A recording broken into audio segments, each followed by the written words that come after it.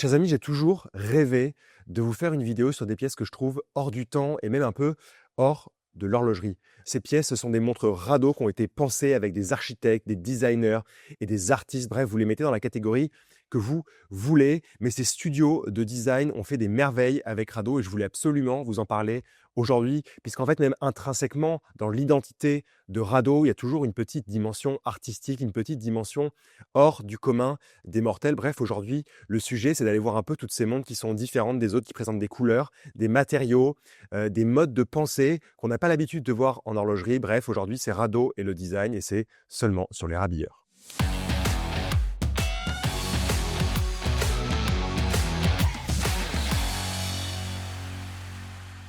Déjà, avant toute chose et avant de vous parler des liens entre Rado et ses personnalités qui font vivre le design et l'architecture mondiale, intrinsèquement, dans l'identité de Rado, il y a quelque chose d'assez différent, quelque chose d'assez innovant. Évidemment, Rado est le maître des matériaux et ça depuis les années 60 déjà. Je vous rappelle l'apparition de la Rado Diastar en 1962, l'utilisation de métal dur, 5 fois plus dur que l'acier pour le boîtier ou la lunette seulement de ces montres. Et ces montres-là, elles sont juste incroyables. On est en 1962, on a le métal dur, on a ces verres en saphir qui sont taillés comme des pierres précieuses. Donc on a vraiment des objets qui relèvent plus de l'artistique que de l'horlogerie. Et vous imaginez, en 62, on a encore des codes assez classiques en horlogerie. On voit ça apparaître, c'est un peu un chamboulement. Il faudra attendre 1986 pour l'apparition de la céramique sur la intégrale.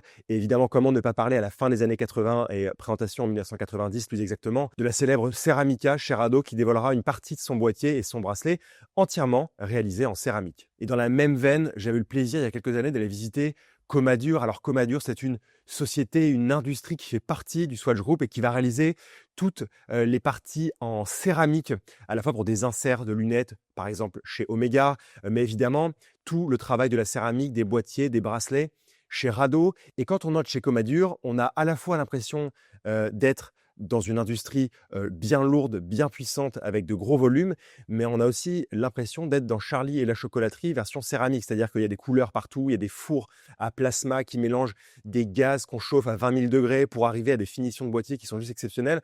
Donc on a aussi l'impression d'être dans un laboratoire un peu fou de chimistes, artistes. On ne sait pas vraiment où placer le curseur, mais tout ça en résumé pour vous dire qu'avant de vous parler des liens entre Rado et le design, intrinsèquement, la marque a dans ses veines, a dans son identité quelque chose d'un supplément d'âme en lien avec des créations qui sortent un peu de ce qu'on connaît en horlogerie. Bref, revenons à nos moutons en céramique, revenons à nos designers et revenons à l'histoire que je vais vous raconter aujourd'hui. En 1989, déjà, quand Rado présente sa Ceramica et sa Cerix en 1999, 10 ans après, la montre est dessinée par Werner Scholp. La Ceramica, tout le monde s'en souvient, c'est parfois la montre qu'on connaît dans notre famille, la montre d'un oncle, d'une tante, cette montre qui n'a jamais vieilli, cette montre qui n'a pas de rayures, parfois un petit peu d'oxydation sur le cadran parce qu'elle a bien vécu. C'est normal, mais cette montre avait déjà été pensée par un designer, et en particulier ici dans son travail de designer horloger chez Rado. Et la Cerix de 1999 est juste incroyable. Elle présente une forme presque sortie du yin et du yang avec une dissymétrie de la montre entièrement réalisée en céramique. Donc déjà, les premiers pas de Rado avec ce qu'on connaît du visage de Rado et cette forme de bandeau en céramique est liée un designer. Je vous passe de nombreuses collaborations, éditions spéciales pour arriver en 2016. Il faut imaginer d'un côté le designer industriel Constantin Gric et ses créations dans tous les domaines, des chaises aux formes surprenantes à des créations de plus grande envergure ou encore des petits objets du quotidien repensés pour apporter un autre aspect à une simple fonctionnalité. C'est lui qui a remis au goût du jour la Ceramica de la fin des années 80. Cette pièce qui avait peut-être un petit peu mal vieilli dans les années 2010 méritait un retour à quelque chose de plus contemporain. Et quand on voit le travail qu'il a apporté au boîtier et surtout au cadran avec ses petits index triangulaires, ses index en chiffres arabes à 3, 6 et 9 heures, ses aiguilles bâton, on voit que le travail d'un homme a réussi à remettre dans le contemporain un design de la fin des années 80. Évidemment, on ne pourrait pas parler de la collaboration architecte Rado, sans parler de la collaboration avec les couleurs Le Corbusier. Évidemment, tout ça est déposé en 2019 dans la collection True Thin Line avec ces montres extrêmement fines, avec boîtier, bracelet en céramique de couleurs. Évidemment, vous aurez compris, les couleurs Le Corbusier pour ces montres. Ce que j'aime, c'est qu'elles sont parfaitement simples. Ces montres sont pures. Vous avez juste deux aiguilles. La mention Rado se voit à peine sur les cadrans. Et ces montres ont rencontré un succès fou et rencontrent toujours un succès fou aujourd'hui. Si on doit parler purement de collaboration collaboration avec des studios de design. Je me souviens en 2020, la collaboration avec un studio de design japonais de Tokyo, le studio Yoi, Y-O-Y, pour la True Square Undigital, où vous aviez ce format qu'on adore pour la True Square, aiguille des heures, aiguille des minutes qui font la même taille, mais vous avez en fait des bandes de couleur blanches à l'intérieur qui signifie que l'une est l'aiguille des heures et l'autre est l'aiguille des minutes. Ça peut paraître simple, mais la lecture de l'heure est plaisante et même plus plaisante, je trouve. Et donc vous avez le mélange de la créativité d'un studio de design japonais avec un travail de la céramique à la fois pour le boîtier et aussi pour le bracelet. En 2020, on découvrait le travail incroyable de Tej Shohan, qui est un designer qui a beaucoup œuvré pour la True Square, et cette montre-là, c'est une de mes montres préférées. C'est véritablement ce qui m'a fait entrer dans le sujet de Rado et du design. Rado s'est associé au designer industriel britannique Tej Shohan pour imaginer une True Square avec un peu de son âme à l'intérieur. Et quand on regarde toutes ces autres réalisations, qu'il s'agisse de téléphones, de téléviseurs, d'ustensiles, de cuisine, on comprend le style rétro-futuriste, la rondeur du galet ou une rondeur tout court, le tout baignant dans une culture populaire. Pour cette Rado True Square, l'inspiration s'est abreuvée de science-fiction. On imagine évidemment les combinaisons jaunes d'aventuriers de l'espace avec leur aspect matelassé ou encore du mobilier de vaisseau spatial qui reprendrait les mêmes formes que l'on pouvait trouver dans le mobilier des années 80 ou sur la sellerie des célèbres Porsche 928 qu'on aime tant. Au même moment, on avait le plaisir de découvrir la True Square qui se mélangeait avec les idées un peu folles du studio Format Fantasma, et c'est une de mes collaborations favorite puisque l'heure à la minute finalement est mise de côté, c'est-à-dire vous prenez la chronométrie, vous l'achetez à la poubelle. Vous aviez en fait une toute petite ouverture de cadran avec le même boîtier de la True Square, mais vous aviez un capot en céramique blanche mat qui était juste magnifique, et on voyait à travers ça l'aiguille des heures, l'aiguille des minutes et l'aiguille des secondes, mais encore une fois, ça donnait une idée approximative de l'heure sans donner l'heure à la minute près.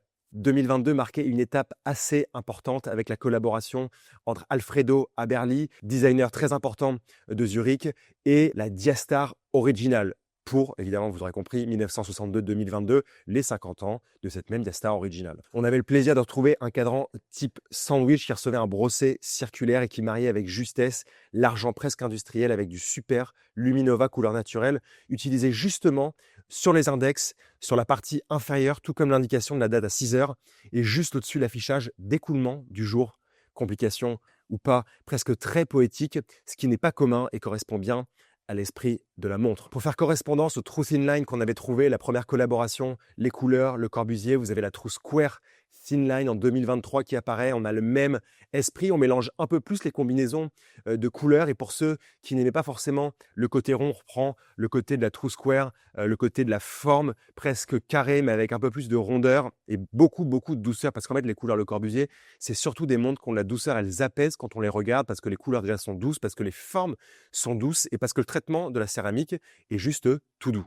Ce que j'ai beaucoup aimé chez Rado dernièrement, c'est le retour de la collaboration avec ce designer industriel britannique, Tej Shohan, pour une pièce qui était juste impressionnante, pleine de futurisme, de vitesse et de dynamisme. Cette pièce, justement, c'était la Rado Diastar Original, avec un boîtier juste incroyable, où la lunette et le boîtier ont le même profil, bien que l'un semble se fondre dans l'autre et vice-versa. Il s'agit en effet d'une forme oblongue avec des chanfreins massifs qui se rétrécissent sur les côtés et englobent une fine carrure. Tous ces éléments, évidemment, réalisés en céramos et recouverts d'un revêtement PVD avec une couleur jaune or. Pour rappel, le céramos, c'est un mélange de céramique haute technologie à 90% et d'alliage métallique à 10% qui est injecté à haute pression dans un moule de précision avant d'être frité pour atteindre sa dureté finale.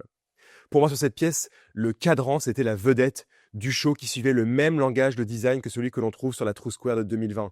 Imprimé en bleu et en argent sur le cadran noir mat, nous trouvons de longues lignes qui sont attachées à un disque invisible autour du pignon et qui s'étendent jusqu'à la fin du cadran concave. Ces lignes représentent les minutes et les lignes plus épaisses indiquent les incréments de 5 minutes ou les heures évidemment. Les aiguilles triangulaires et squelettes ont reçu de bonnes applications de Super Luminova qui paraît blanc pendant la journée, s'illumine bleu pendant la nuit.